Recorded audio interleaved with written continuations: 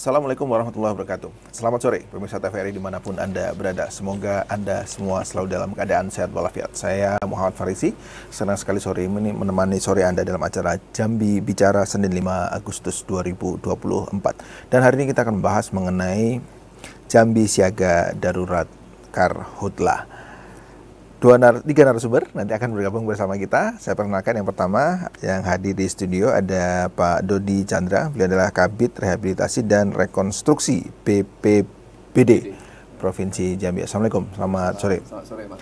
Terima kasih sudah hadir di studio dan nanti juga akan bergabung bersama kita melalui sambungan Zoom. Ada dari Adi Junaidi, Direktur KKI Warsi, dan ada pengamat sosial Pak Bahren Nurdin. Oh, sudah bergabung bersama kita. Pak Adi Junaidi, Assalamualaikum, selamat sore. Waalaikumsalam, selamat sore. Ya, terima kasih sudah bergabung. Dan ada Pak Bahren Nurdin, pengamat sosial. Apa kabar? Assalamualaikum, Mas Bahren. Ya, suaranya masih mute, Mas Bahren.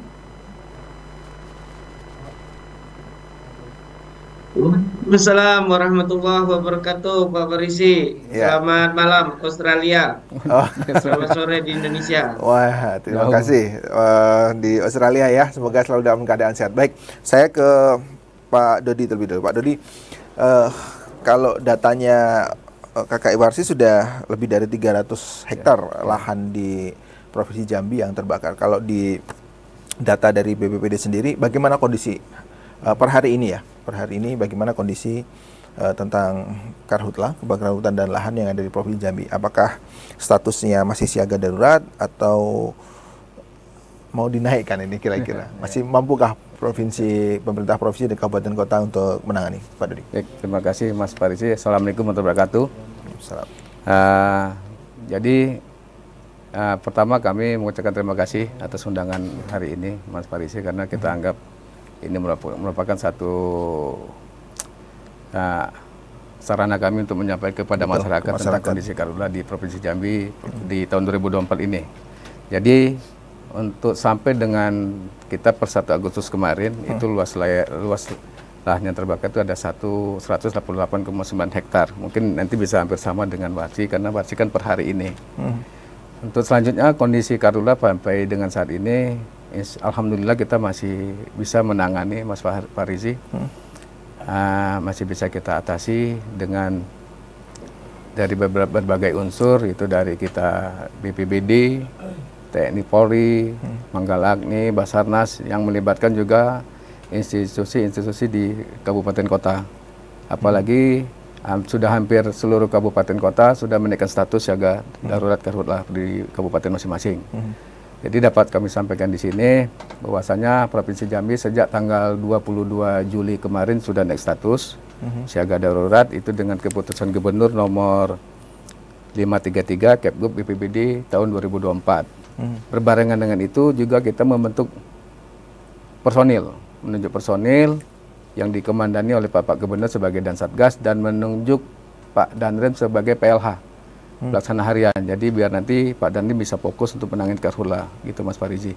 Itu sudah dikeluarkan dengan SK Gubernur nomor 541 Kepgub BPBD 2024 tanggal 22 Juli juga bersama dengan SK status siaga. Mungkin itu dulu Mas Farisi. Oke, Pak Dodi, artinya sekali lagi ini adalah sesuatu yang sebenarnya bisa diantisipasi. Ada status kesiapsiagaan gitu ya. Kemudian melakukan sosialisasi. Dan dari kemarin kita juga terus melakukan dialog dengan para berbagai narasumber, dan memang mayoritas adalah faktor ulah manusia atau mungkin bahasanya adalah kesengajaan. Nah, bagaimana pemerintah provinsi menangani ini? Artinya kalau sudah jelas ini banyak faktor manusia yang melakukan, kemudian arealnya juga areal perusahaan yang paling banyak, masa berulang terus gitu maksudnya? Apa memang tidak bisa diantisipasi? Karena memang faktor ulah manusia. Artinya kan bisa sebenarnya mendeteksi, kemudian ditangkap, berikan efek jera atau bagaimana gitu Pak? Baik, terima kasih Mas Farisi. Jadi sebenarnya pemerintah sudah banyak langkah-langkah yang diambil. Bapak Gubernur juga sejak tahun kemarin sudah menyiapkan alat berat Mas. bagi masyarakat yang ingin membuka lahan. Jadi mereka bisa mengajukan, mereka bisa pakai. Jadi jangan sampai mereka membuka lahan itu dengan membakar. Mungkin ini kita nggak tahu lah ya, atau memang sifat manusia. Mereka memang lebih memilih membakar karena pertimbangannya lebih murah. Masyarakat atau perusahaan? Rata-rata masyarakat. Karena kalau perusahaan mereka risikonya lebih besar, Mas Parisi. Bisa sampai pencabutan izin untuk dari sisi administrasinya itu. Jadi mereka lebih paham, lebih ngerti. Cuman mungkin kalau kita lihat selama ini yang sering terjadi itu di lahan masyarakat. Karena pertimbangan lebih murah, lebih cepat biayanya. Itu mungkin pertimbangan. Baik, saya ke Bang Adi Junedi, Direktur KKI Warsi. Bang Adi? Ya, Bang Adi, bagaimana tanggapan dari KKI Warsi terhadap karhutla yang terjadi saat ini? Sekali lagi, ini kejadian yang hampir tiap tahun terjadi. Kemudian harusnya juga saya yakin pemerintah memang sudah melakukan berbagai macam hal, tapi tetap saja terjadi kebakaran. Apa yang kurang pas, apa yang kurang tepat dalam proses penanganan karhutla oleh pemerintah provinsi dan kabupaten kota? Bang Adi. Baik, terima kasih Mas Parisi. Pertama, kami mengapresiasi berbagai upaya pemerintah Provinsi Jambi, pemerintah kabupaten dalam lingkup Provinsi Jambi. Ya kalau kita coba lihat di tahun 2023 yang lalu, yang diperkirakan El Nino dan memang terjadi El Nino, menurut kami Provinsi Jambi berhasil keluar dari persoalan karhutla. 2023 ya? Terbakar, tapi saya pikir dari data kami itu sangat kecil sekali ya dibandingkan tahun 2019. Betul. Jadi artinya Provinsi Jambi sudah berhasil keluar dari problem atau mengatasi atau mengurangi lah ya dampak kebakaran hutan dan lahan pada tahun 2023 yang pada saat itu terjadi El Nino. Nah, mudah-mudahan juga di tahun 2024 ini Provinsi Jambi dan semua pihak yang berupaya untuk mengendalikan terjadi kebakaran hutan dan lahan di Provinsi Jambi ini juga mampu dan berhasil keluar dari persoalan tersebut gitu. Seperti yang sudah disampaikan oleh Pak Dodi tadi, memang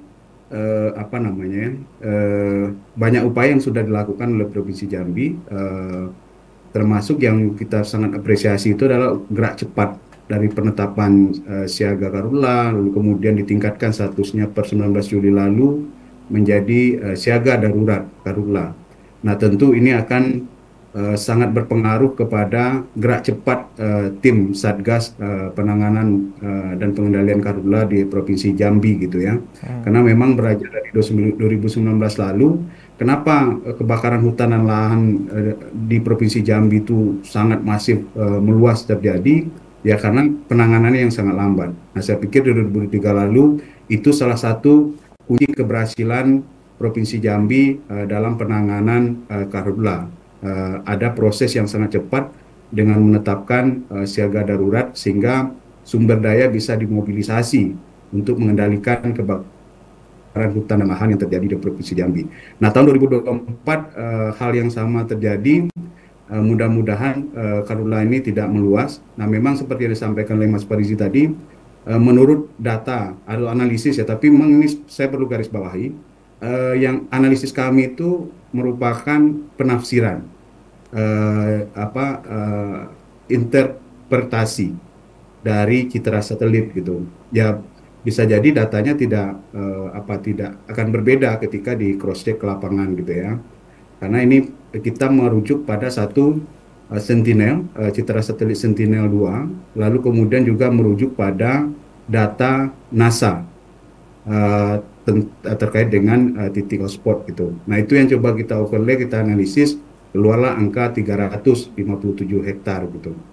Nah, tapi lagi-lagi ini perlu saya garis bawah, ini adalah pendugaan yang kita lakukan berdasarkan analisis citra satelit tersebut gitu. Nah, kalau bicara penyebab gitu ya, kenapa karhutla ini berulang terjadi ya, karena memang kami melihat belum seluruhnya gambut kita itu basah. Jadi prinsipnya kan karhutla ini terjadi terutama di areal gambut ketika misalnya gambut kita itu sangat kering. Ya. atau kering gitu. Nah, sehingga itu gampang terbakar. Ditambah lagi oleh aktivitas manusia yang kemudian dengan cara mudah seperti yang sampaikan Pak Dedi tadi, dengan cara membakar. Walaupun sebenarnya Provinsi Jambi sudah memberikan bantuan alat berat, tapi yang jadi pertanyaan, kenapa alat berat ini belum mampu untuk mencegah kebakaran? Idealnya kan kalau alat berat ini berfungsi, tentu idealnya masyarakat tidak lagi membakar, membuka lahan dengan cara membakar gitu, tapi sudah mengolah lahan tanpa bakar dengan menggunakan alat berat yang dibantu oleh Provinsi Jambi. Nah, artinya cara-cara membakar ini masih terjadi. Nah, ini yang jadi PR kita bersama WASI melalui proses pendampingan yang kami lakukan di banyak lokasi di area gambut maupun di mineral.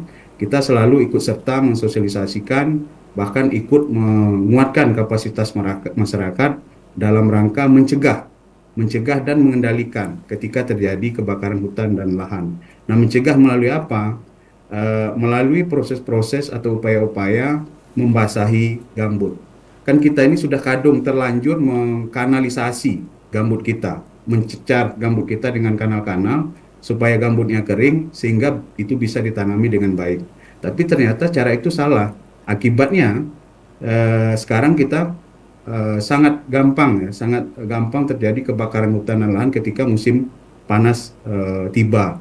Nah, artinya pola-pola ini yang kita coba kembalikan lagi kepada pola-pola lama. Nah, caranya bagaimana? Sekat kanal. Jadi kanal-kanal yang sudah terlanjur ada itu disekat supaya gambut kita tetap basah. Dengan demikian, itu mampu untuk mencegah terjadi kebakaran terutama di lahan gambut gitu ya. Karena kalau lahan gambutnya basah, itu sudah dipastikan kebakaran tidak akan terjadi gitu. Cuma memang ini kan upaya yang sangat berat untuk kita lakukan. Tentu perlu win-win solution ya. Bagaimana budidaya bisa berkembang, tapi gambutnya juga bisa tetap basah gitu. Nah, ini yang jadi PR kita menurut kami berdasarkan pengalaman lapangan kita di WASI gitu ya, di beberapa lokasi di desa-desa, baik itu di Kabupaten Tanjung Jabung Timur, Tanjung Jabung Barat maupun di Muaro Jambi. Baik, terima kasih. Nanti saya perdalam lagi. Saya ke Mas Bahren Nurdin.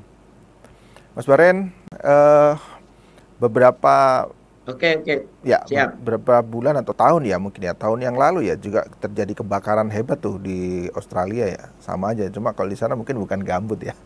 Baik, Mas Bahren, gimana pengamatan Anda terkait dengan tadi sudah dijelaskan oleh BPBD, sudah dijelaskan oleh KKI Warsi. Tapi menurut Mas Bahren apa sebaiknya solusi secara sosial terkait karhutla di Jambi? Baik, terima kasih Mas Parisi, Pak Dedi, dan ada Bang Junen, Pak Ngadi Junedi dari Direktur WRC. Terima kasih atas waktu dan kesempatannya. Yang pertama memang yang harus kita lakukan, ya kita sepakat tadi, kita mengapresiasi kerja-kerja kawan-kawan yang ada di provinsi, baik Pak Gubernur maupun jajarannya, seluruh. Saya rasa ini sebuah tim, BPBD, TNI, Polri, dan seterusnya. Kita mengapresiasi semua itu, tetapi memang yang harus kita lakukan saat ini terus dan terus, supaya memang apa yang terjadi pada tahun 2015 dan 2019, kita tidak ingin itu kembali terjadi. Bagaimana parahnya sampai langit Jambi itu merah ya pada saat itu, sulit bernapas dan seterusnya. Maka yang pertama menurut saya Mas Parisi, yang perlu diperhatikan sekarang memang analisis. Ya, analisis data itu sangat penting. Kita memang sepakat tadi dengan Bang Junet misalnya, bagaimana kita memang harus memiliki data yang akurat. Sekarang di mana sebenarnya yang betul-betul rawan tersebut seperti apa gitu. Ini yang sangat perlu kita butuhkan hari ini.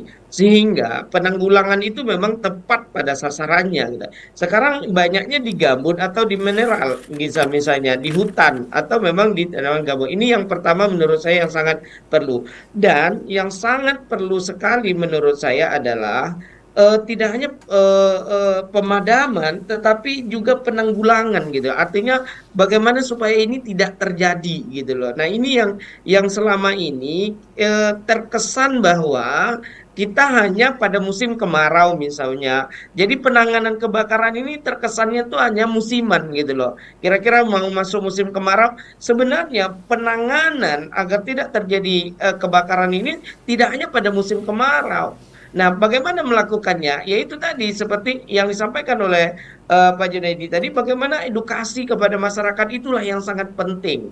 Menurut saya, secara sosial, untuk menangani kebakaran itu yang paling berperan aktif yang seharusnya adalah masyarakat yang berada di lingkungan itu. Di Gambut misalnya adalah masyarakat gambut tersebut. Itu tadi yang disampaikan oleh Pak Junaidi. Bagaimana kemudian masyarakat dididik kembali. Ternyata apa yang dulu ya yang kita yakini bahwa dengan kanalisasi kemudian kita meyakini itu akan mempermudah melakukan pemadaman. Ternyata hari ini kita menemukan itu sesuatu yang tidak tepat. Nah, ini kan pendidikan yang selalu diberikan dan pemahaman kepada masyarakat. Dan ini harus dilakukan sepanjang tahun. Mau datang atau tidak kemaraunya, mau musim kemarau terik, mau El Nino atau tidak, itu terus akan dilakukan. Dan kita yang terjadi adalah ketika sudah mau musim kemarau baru mau sibuk. Wah, ini nanti karhutlah nih. Padahal sesungguhnya tidak begitu sebenarnya. Penanganan karhutlah ini, kebakaran hutan ini harus dilakukan terus-menerus dan bahkan sampai nanti jika perlu ya menurut saya ini sampai kepada kurikulum pendidikan kita sudah harus masuk. Ya, bagaimana anak-anak kita diajari untuk mencintai lingkungan sehingga tidak terjadi kebakaran. Misalnya masyarakat di Tanjung Jabung Barat ya Pak Junaidi ya, misalnya Tanjung Jabung Timur ya, atau Muaro Jambi misalnya yang banyak gambutnya, mereka diberikan edukasi tuh, anak didik kita, masyarakat kita, dan itu selalu terus menerus. Nah, ini yang menurut saya hari ini yang terjadi adalah kita hanya sibuk secara musiman gitu loh. Nah, menurut saya ini juga kurang pas. Kita harus menangani karhutlah ini sepanjang tahun, setiap saat dan lintas sektor ya, dan memanfaatkan masyarakat yang ada di lingkungan yang rawan terjadinya kebakaran tersebut. Begitu kira-kira Pak Farisi. Baik Mas Farhan, terima kasih. Nanti saya lanjutkan kembali Pak Dodi. Jadi semuanya terlibat, tapi yang paling utama kalau menurut Mas Farhan tadi adalah masyarakat di tempat itu sendiri. Nah, apakah masyarakat sadar atau justru menjadi bagian dari yang membakar? Tapi nanti menjawabnya. Kita harus jeda dulu, pemirsa jangan kemana-mana, tetap di Jambi Bicara.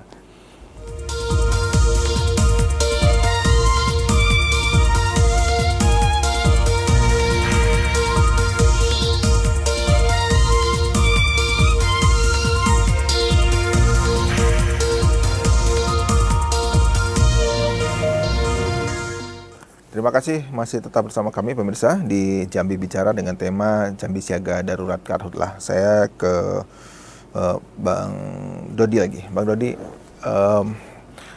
peran pemerintah tadi sangat diapresiasi, tapi tentunya keterlibatan masyarakat menjadi poin utama bagaimana mereka mampu menjaga wilayahnya sendiri kira-kira, bukan menjadi bagian dari yang merusak. Apakah sebenarnya ada sentuhan-sentuhan juga dari BPBD dan tim-tim untuk masyarakat yang menjaga lingkungannya sendiri?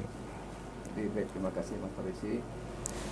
Jadi dapat kami sampaikan di sini bahwa kita BPBD setiap awal tahun kita sudah membuat surat edaran ke para bupati, wali kota seluruh provinsi Jambi agar mengambil langkah-langkah. Jadi karena kalau untuk penanganan karhutlah kita memang kabupaten kota yang mempunyai wilayah, mereka yang punya kepentingan untuk bagaimana menjaga daerahnya, wilayahnya dari bencana karhutlah.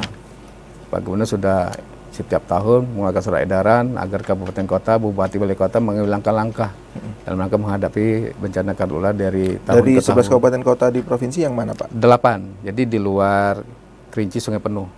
Kerinci Sungai Penuh karena kita anggap merupakan daerah yang aman lah dari karhutlah. Oke, 8. Dari 8 itu yang paling, kalau analisisnya, yang paling sering, yang paling rawan dan paling harus diperhatikan. Jadi kalau kita lihat dia ini Mas, tidak bisa kita tentukan karena kalau kita lihat tahun kemarin itu Batanghari yang sering kejadian. Jadi polanya kalau kita lihat kalau memang di situ kita fokus ke gambut, di sini kita yang jadi ya karena mereka melihat ini mungkin tidak begitu dipantau gitu kan. Tahun kemarin di Batanghari, tahun ini sampai dengan bulan Juli itu Sarolangun. Per dari Januari sampai per 29 Juli kemarin itu kejadian banyak di Sarolangun. Itu bukan area gambut ya? Mineral. Mineral. Jadi Itu mungkin karena kita Terjadinya di hutan atau lahan yang kosong memang, Pak? ada lahan masyarakat, ada lahan kosong.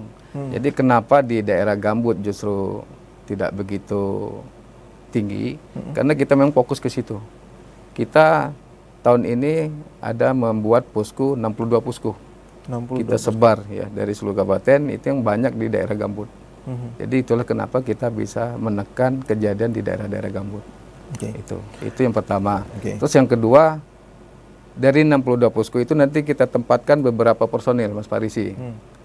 Itu ada dari unsur BPBD, TNI, Polri, Manggala Agni. Tugas mereka itu untuk selain patroli juga melakukan edukasi dan sosialisasi ke masyarakat. Nah, di situ seperti tadi dikatakan Itu pada Mas saat Barren, statusnya kesiapsiagaan. kesiapsiagaan. Itu memang ranahnya kita provinsi. Sebenarnya dari awal seharusnya memang kabupaten kota sudah melaksanakan juga ke masyarakat melalui perangkat-perangkat di wilayah terendah, mungkin melalui kepala desa, camat, lurah. Mungkin mereka bisa secara intens melakukan pendekatan sosialisasi ke masyarakat. Apalagi saya dengar, ini tolong nanti dikoreksi, bahwasanya ada beberapa kabupaten yang bisa anggaran desanya bisa dipakai untuk penanganan karhutla. Itu yang saya dengar. Nah, jadi memang tinggal lagi bagaimana seperti yang kata Mas Barren, masyarakat ini bisa terbentuk pola pikirnya jangan sampai membakar lahan lagi untuk membuka lahan dengan membakar. Bagaimana memberi pengertian dan mereka sadar untuk hal itu. Mungkin itu Mas Pak. Oke, Pak. Jadi ini kan ada banyak nih kelihatan ini alat-alat gitu ya. Kalau alat-alat kita gimana, Pak? Sampai kabupaten kota. Kalau dibilang standarnya bagaimana dan apakah sudah sesuai standar? Kalau sesuai standar kita memang masih kurang, Mas Parisi. Jumlahnya? Ya. Dengan teknologinya atau jumlahnya? Teknologi, jumlahnya ya juga, personilnya juga masih Oke, sangat harusnya terbatas. bagaimana, Pak? Dan kondisi hari ini seperti apa?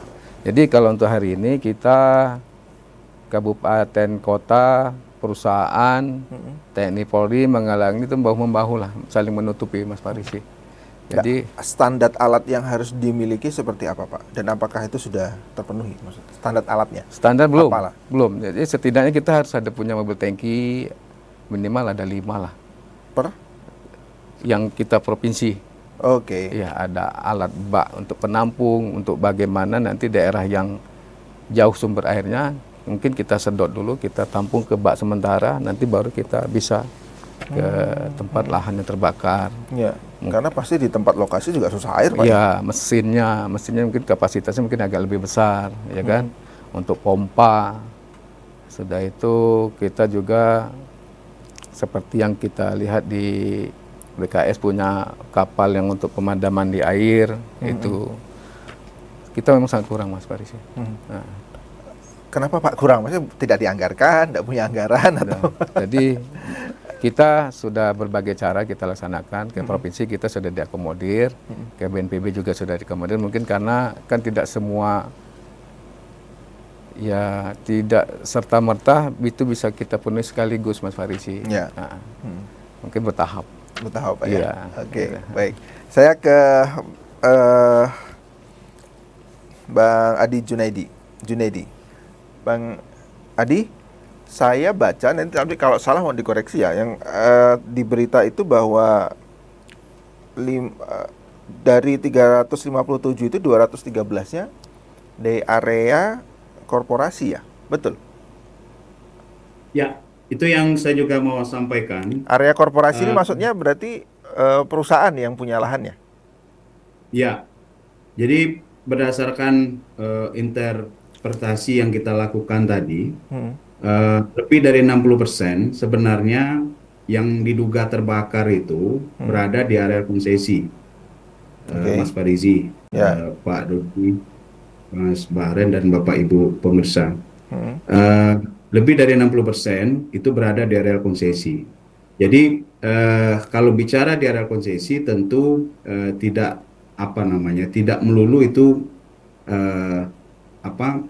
disebabkan oleh aktivitas masyarakat. Saya sampaikan tadi bahwa pemicu kebakaran hutan terutama di lahan gambut karena gambut kita kering. Nah, kenapa dikeringkan? Supaya budidayanya bisa berkembang baik.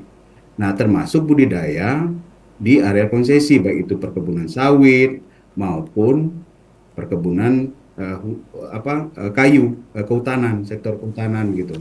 Oke. Nah, karena kalau gambutnya dalam, sawit ataupun komoditas kehutanan kan tidak bisa tumbuh, sehingga itu dikeringkan. Nah, itulah yang menyebabkan kebakaran hutan itu terjadi. Apalagi ada aktivitas di situ, membuka lahan dengan cara membakar. Dan memang di beberapa titik lokasi yang kami duga itu berada di area konsesi, eh, ada beberapa konflik lahan yang terjadi di konsesi tersebut, eh, antara pemegang izin dengan oknum masyarakat yang berada di situ. Nah, sehingga ini juga menjadi satu bagian persoalan ya, yang kemudian dengan akumulasi persoalan tadi, ikut berkontribusi menyebabkan kebakaran hutan dan lahan terjadi di Provinsi Jambi. Eh, karena areal itu berkonflik, sehingga si perusahaan tidak bisa sepenuhnya mengendalikan areal itu, karena ada masyarakat, oknum-oknum masyarakat yang sudah menduduki lahan tersebut, lalu kemudian membuka lahan dengan cara membakar. Tapi pada sebagian area lain itu hampir tidak ada masyarakat. Jadi lebih dari 60% dari 357 hektar tadi, yang diduga terbakar, menurut analisis yang kita lakukan, itu berada di area konsesi perusahaan, baik itu sawit maupun perusahaan kehutanan, sektor kehutanan gitu. Nah, tentu teman-teman BRGM, Badan Restorasi Gambut dan Mangrove, sudah melakukan upaya-upaya revitalisasi, rewetting maupun revegetasi 3R. Tapi 3R yang dikembangkan oleh teman-teman BRGM ini baru bisa menyentuh masyarakat yang di luar konsesi. Nah, tentu untuk yang berada dalam konsesi ini akan menjadi tanggung jawab konsesi. Nah, perlu juga untuk melihat seperti apa upaya pemegang izin atau pemegang konsesi untuk mencegah terjadinya kebakaran hutan dan lahan di area konsesi masing-masing, maupun bagaimana upaya-upaya pengendalian yang dilakukan oleh Nah, konsesi masing-masing Bang di Adi, arealnya masing-masing. pengamatan Jangan-jangan Anda, mereka juga tidak punya alat atau perlengkapan atau peralatan yang memadai, seperti tadi yang disampaikan oleh Pak Dodi. Mestinya kan perusahaan sudah punya standar tuh, peralatan pencegahan ataupun pengendalian kebakaran hutan dan lahan. Nah, pertanyaannya, apakah peralatan-peralatan itu pernah diaudit ketersediaannya di masing-masing konsesi? Padahal itu wajib yang harus disediakan. Jadi ketika kebakaran hutan dan lahan terjadi di konsesi perusahaan, maka si perusahaan harus ikut bertanggung jawab untuk mengendalikan.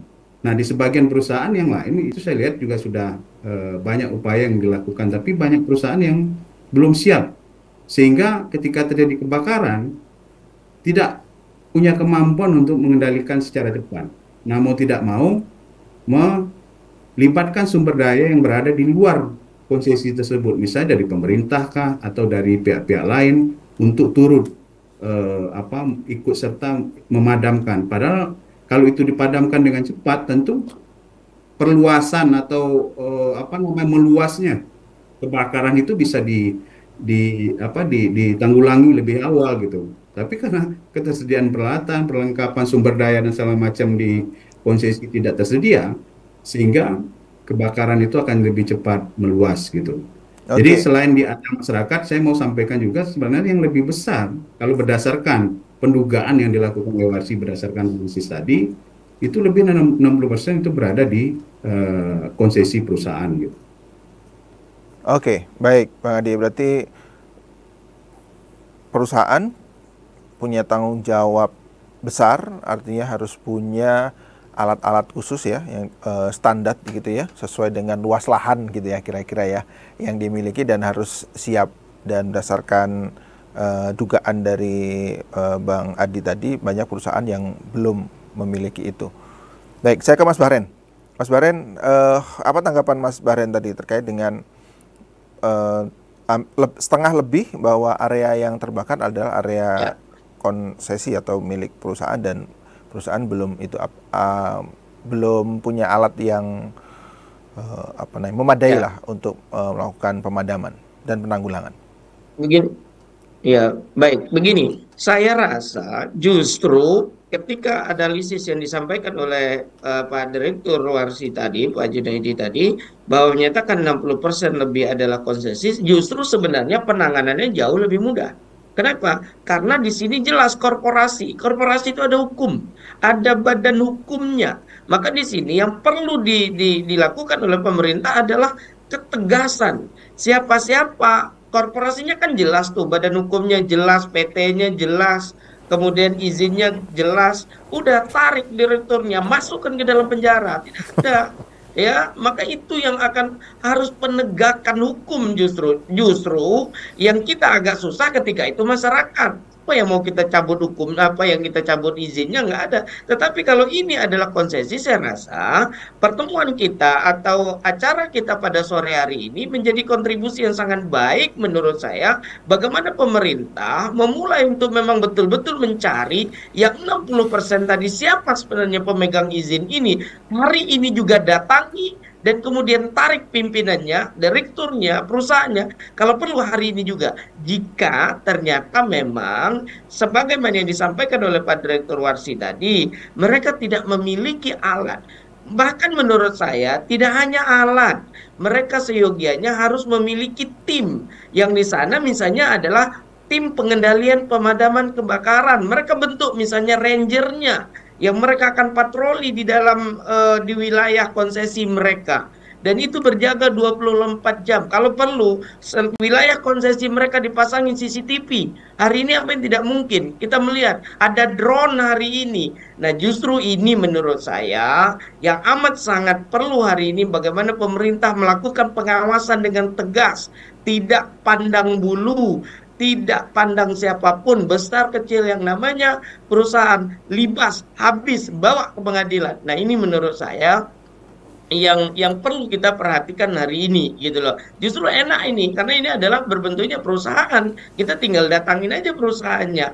Kawan-kawan dari Polda misalnya di Krimsus misalnya di bagian Krimsus itu udah bisa langsung datangin. Ini di wilayah siapa? PT-nya apa? Dan kawan-kawan Warsi saya rasa punya data terhadap itu. Nah gitu saya rasa Pak Parisi. Oke. Jadi ini adalah menyangkut apa ya? Menyangkut hidup orang banyak. Kita tahu bagaimana 2019, kita tahu bagaimana 2015 ya. Itu luar biasa. Kita terganggu secara kesehatan, gangguan pernapasan, ya terganggu secara ekonomi, terganggu pendidikan, terganggu transportasi, terganggu lingkungan, terganggu sosial dan seterusnya. Dampaknya dari karhutlah ini sangat besar. Nah, sebelum itu terjadi, kalau kita sudah punya data bahwa kebakaran itu terjadi di konsesi, tidak ada kata ampun. Sekarang juga datang itu perusahaan, tarik kepimpinannya atau mereka bertanggung jawab terhadap konsesi tersebut. Nah, ini ketegasan ini yang kita butuhkan hari ini saya rasa. Baik, ada telepon masuk? Kita sapa dulu. Halo, selamat sore. Selamat sore, Pak Ridi. Iya, silakan Pak Yudi di Ya, Telane. waktu saya sudah tergerus nih Pak Imraji. Ya. Jadi kita banyak ngomong, tapi tidak banyak bekerja. Silakan Pak. Baik, terima kasih. Saya hormati Bapak narasumber yang ada di media Zoom, juga di TVRI. Jadi ini adalah persoalan klasik ya, statement dari pemerintah tahun 2024 ini zero titik api. Ini harus tanggung jawab. Jadi artinya kita lihat saja berdasarkan data dari BPBD 180 hektar, KKI Warsi 300 hektar, mana yang benar? Mana yang benar? Pemerintah selalu tidak benar datanya. KKI Warsi yakin karena dia memang bidang dia.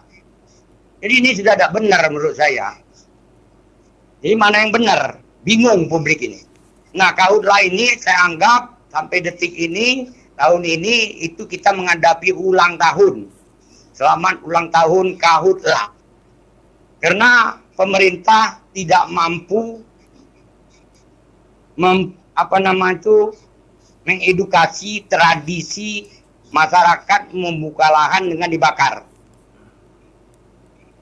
Bantuan alat berat juga harusnya pemerintah sudah tahu titik-titik masyarakat yang bisa membuka hutan dengan dibakar. Kan bingung kita.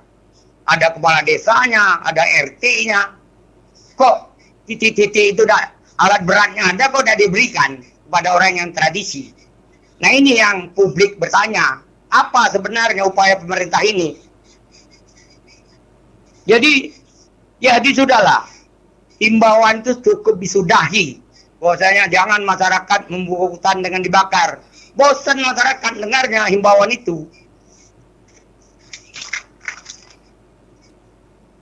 Baik. Jadi pemerintah sebenarnya ini dia cuma mampu untuk memerangi api. Api yang diperangi dengan tim-tim yang begitu besar, ya kan? Tapi dia minim untuk mencegah api. Itu yang terjadi setiap tahun, ulang tahun kita ini. Uang habis setiap tahun. Ini sudah 50 ini. Data yang terjadi sudah 50 miligram per meter kubik. Baik, Pak Yudi. Kategori sedang di kota Jambi ini pencemarannya. Ini terus meningkat ini. Jadi tidak mampu menurut saya pemerintah, apalagi bicara alat berat. Di mana air yang didapat? Belum lagi persoalan gambut. Kanalisasinya juga gagal. Gambut kita sudah banyak yang rusak. Tidak mampu lagi kita buat kanalisasi itu. Karena sudah kadung, hancur gambut kita. Jadi sudahlah. Pokoknya kita ulang tahun aja tiap tahun Karhutla ini. Baik, Pak Yudi. Tidak ada mampu kita bisa mengatasi setiap tahun. Bayangkan ratusan titik api setiap tahun. Apa mampu itu pemerintah? Saya demikian, terima kasih. Mohon maaf, itulah kenyataannya harus kita telan. Terima kasih. Wassalamualaikum warahmatullahi wabarakatuh. Waalaikumsalam. Terima kasih Pak Yudi. Pak Dodi ini, Pak Dodi yang mewakili pemerintah sore ini ada di sini. Banyak keluhan-keluhan tadi Pak Dodi. Memang kita sudah banyak berdialog terus Pak Dodi terkait dengan Karhutla ini. Hampir setiap tahun kita memang melakukan dialog-dialog, termasuk bagian dari TVRI untuk memberikan pendidikan. Tapi masih aja terjadi gitu. Kalau targetnya adalah zero titik api, sekarang justru banyak. Gimana Pak Dodi?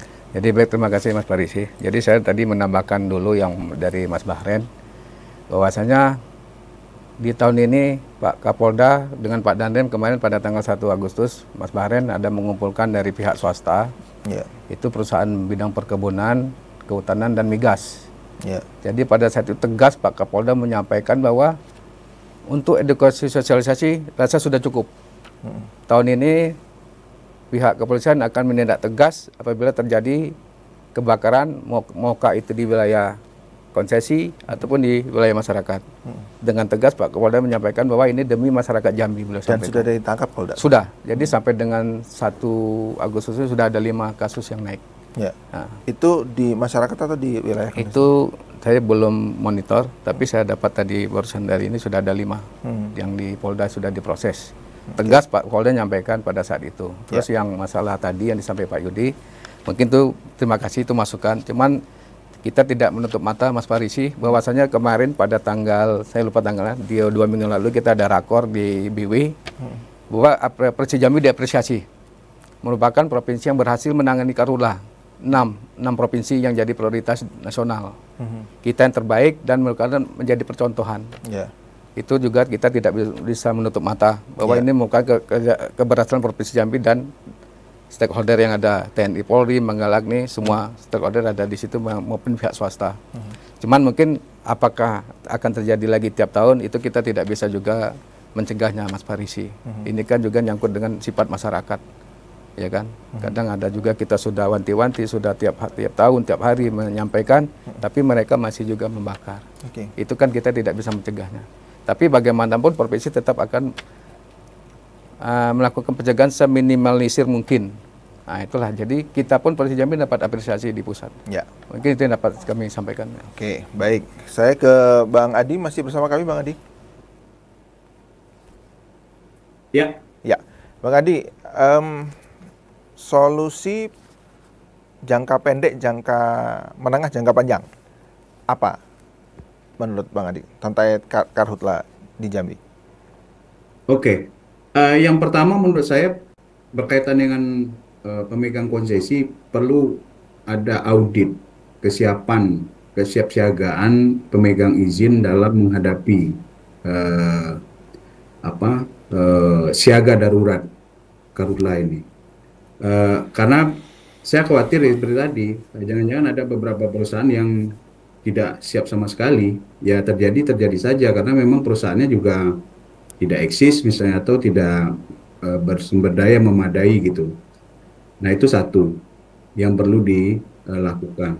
Nah secara jangka panjang, tetap upaya-upaya pemulihan gambut ini mesti kita lakukan, baik itu di areal masyarakat maupun di areal perusahaan. Nah areal masyarakat seperti WASI dan NGO-NGO yang beraktivitas di pemberdayaan masyarakat senantiasa mendorong ada proses-proses sosialisasi, edukasi, capacity building masyarakat untuk bisa melakukan pencegahan. Sebenarnya menurut saya kan yang paling penting itu pencegahan. Pada ketika sudah kebakaran kita baru mengendalikan gitu ya. Itu kan jauh lebih sulit apalagi itu di gambut. Nah, kalau upaya pencegahan tidak hanya NGO, pemerintah pusat sudah membentuk badan khusus. Ada namanya Badan Restorasi Gambut dan Mangrove yang diberi mandat untuk melakukan restorasi gambut. Nah, tapi sayangnya kewenangan BRGM ini tidak sampai ke konsesi, tidak bisa mengaudit konsesi. Nah, mestinya kewenangan BRGM ini diperluas untuk juga bisa melihat seperti apa kesiapsiagaan baik itu pemegang konsesi sawit maupun pemegang konsesi kehutanan. Nah, sehingga teman-teman BRGM bisa melakukan supervisi. Dulu sempat bisa di sawit, tapi kemudian kan dicabut kewenangan itu. Nah, ini kan kita sayangkan. Mestinya BRGM di mandatnya diperluas. Nah, saya khawatir juga BRGM ini setelah presiden baru nanti kan dilantik dan terpilih juga dihapuskan. Nah, menurut saya ini memang satu lembaga yang sangat penting untuk bisa yang punya tanggung jawab khusus untuk melakukan restorasi gambut. Karena memang sumber terbesar kebakaran hutan dan lahan kita itu di gambut, yang sangat sulit dikendalikan. Nah, itu upaya yang mesti kita dorong senantiasa secara jangka panjang. Nah, apa caranya? Satu, melalui proses rewetting, pembasahan kembali itu gambut. Karena kalau gambut itu memang kitohnya itu sudah basah gitu. Tapi kemudian karena teknologi dan nafsu kita untuk bisa itu optimal gitu ya, lalu itu gambut dikeringkan. Nah, karena kering terjadilah kebakaran. Itu satu. Yang kedua, revitalisasi. Jadi ketika misalnya ekonomi masyarakat yang terdampak tadi karena tidak bisa berbudidaya, direvitalisasi dengan ekonomi non lahan. Contohnya apa? Peternakan, perikanan, atau sektor-sektor tersier lainnya. Jadi sektor primer kita ini mesti digeser ke sektor sekunder, bahkan ke tersier, tapi memang itu butuh waktu panjang gitu. Primer kan kita masih memanfaatkan lahan, selagi kita masih memanfaatkan lahan sebagai sumber ekonomi utama, maka mau tidak mau gambut akan tereksploitasi. Baik. Tapi jika kita bisa geser ke sekunder maupun tersier, nah tentu ini akan mengurangi tekanan gambut terhadap aktivitas ekonomi gitu. Baik, Bang Adi, kita harus jeda dulu, masih ada satu segmen lagi. Pemirsa jangan kemana-mana, tetap di Jambi Bicara.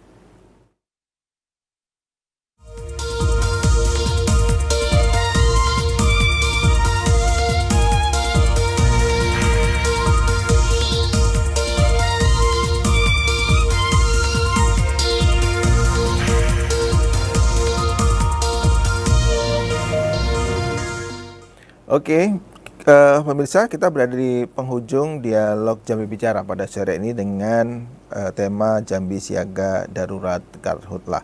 Tadi sebelum closing statement, tadi ada dari Warsi bahwa menyampaikan harusnya pemerintah melakukan monef terhadap peralatan-peralatan yang dimiliki oleh korporasi. Apakah pemerintah punya kewenangan dan itu sudah dilakukan, Pak Dodi? Terima kasih Pak Parisi. Jadi sepengetahuan saya itu merupakan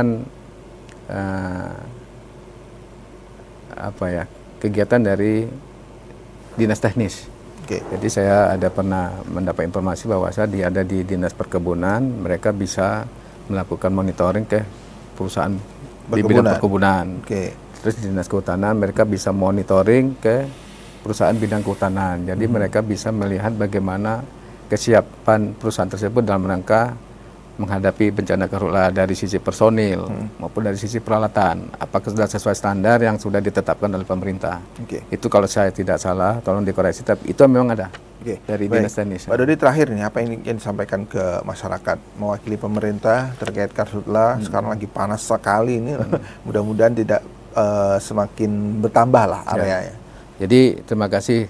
Kami juga tidak bosan-bosannya Mas Parisi, seperti yang disampaikan Pak Yudi tadi, bahwa ini semua sebagian besar memang ulah manusia terjadinya karhutla. Memang ada sebagian kecil karena kelalaian lah, kelalaian tetap dari kita manusia. Jadi kita tetap menghimbau bahwasanya pada saat ini janganlah dulu membuka lahan dengan membakar. Kita pakai pola yang ada, yang sudah pernah mungkin dari Badan Restorasi Gambut pernah juga melakukan pelatihan-pelatihan di masyarakat, Mas Parisi. Ada juga kita sudah menyiapkan beberapa komponen, seperti kita menyiapkan alat berat untuk membuka lahan, bisa kita fasilitasi untuk masyarakat bisa memakai. Karena berapa besar kerugian yang akan kita terima apabila terjadi kebakaran yang besar seperti yang kita sudah alami di tahun 2019 yang lalu. Jadi kami himbau tidak bosan-bosannya, janganlah membuka lahan dengan membakar. Mari kita sama-sama menjaga lingkungan kita, menjaga keluarga kita, masyarakat kita, dan Provinsi Jambi pada umumnya. Mungkin itu. Terima kasih Pak Dodi. Terakhir Bang Adi, singkat saja Bang, pesannya pada masyarakat, pemerintah juga. Kalau saya berharap upaya-upaya mitigasi selalu kita kedepankan supaya karhutla ini tidak terjadi atau minimal terjadi di kemudian hari gitu. Nah, apa upaya mitigasi itu atau upaya pencegahan yang mesti kita lakukan? Ya, saya berharap kepada pemerintah pusat, pemerintah daerah, termasuk juga pemegang konsesi, masyarakat, senantiasa melakukan upaya-upaya pemulihan gambut gitu. Udahlah, hentikan penghancuran gambut yang sudah kita lakukan selama ini. Dampaknya sudah kita rasakan. Nah, bagaimana kita bisa bersama-sama memulihkan atau paling nggak menyeimbangkan antara ekonomi dengan aspek ekologi di lahan gambut. Nah, itu yang perlu kita lakukan supaya lahan gambut ini tidak selalu dieksploitasi yang menyebabkan atau yang akan menimbulkan kebakaran yang berkepanjangan di Indonesia ini gitu. Baik, terima kasih Bang Adi Junaidi dari KKI Warsi. Terakhir, Mas Bahril Nurdin, apa pesan-pesan untuk pemerintah maupun masyarakat dan stakeholder yang lain? Baik, yang pertama ingin saya tegaskan, jangan sampai kita melihat karhutla ini adalah kegiatan musiman. Tetapi saya ingin menyatakan bahwa kalau kita tidak ingin terjadi karhutla ini terjadi setiap tahun, maka ini harus dijadikan program yang tiada henti, setiap saat, setiap hari, setiap waktu harus menjadikan program. Maka yang harus kita kedepankan adalah bagaimana mengedepankan edukasi. Melalui apa sebenarnya edukasi yang bisa kita lakukan? Salah satunya itu dengan penyuluhan kepada masyarakat. Kemudian melalui program-program sekolah, bagaimana sosialisasi bisa kita sampaikan. Bahkan ekstrimnya sampai ke kurikulum, bagaimana anak-anak kita tidak bicara kebakaran hutan ini hari ini, tahun ini. Tetapi kita harus melihat Jambi itu adalah 50 tahun ke depan, 100 tahun ke depan. Dan yang akan memimpin Jambi ke depan, yang akan banyak ke depan adalah anak-anak muda yang hari ini berada di sekolah. Maka mereka harus dididik mulai dari sekolah, mulai sekarang, bagaimana untuk menjaga lingkungan mereka, bagaimana menjaga gambut kita, hutan kita, dan seterusnya. Nah, ini sangat penting menurut saya, sehingga program penanggulangan dan pencegahan kebakaran hutan ini tidak bicara kita hanya untuk hari ini saja. Begitu juga dengan misalnya media massa, terus dan menerus harus mensosialisasikan bagaimana supaya tidak terjadi. Hari ini ada media sosial dan media digital. Ini semua ya harus kita manfaatkan dengan baik untuk memberikan edukasi kepada masyarakat. Kepada pemerintah kita berharap jangan tebang pilih, hajar langsung ya, basmi para perusahaan-perusahaan yang nakal, yang tadi disampaikan Pak Direktur, yang tidak siap, itu tutup aja perusahaannya, karena itu akan merugikan masyarakat. Sehingga kita berharap kebakaran hutan ini tidak terjadi dan masyarakat kita juga terhindar dari dampak-dampak negatif dari kebakaran hutan. Terima kasih, mudah-mudahan ada manfaatnya. Mohon maaf atas segala kekurangan. Assalamualaikum warahmatullahi wabarakatuh. Waalaikumsalam. Terima kasih Mas Baharudin, terima kasih Bang Adi Junaidi dan Pak Dodi dari BPPD Provinsi Jambi. Demikian tadi pemirsa dialog kita pada sore hari ini. Terima kasih atas perhatian Anda. Saya Muhammad Farisi, saya akhiri. Assalamualaikum warahmatullahi wabarakatuh. Sampai jumpa. Waalaikumsalam.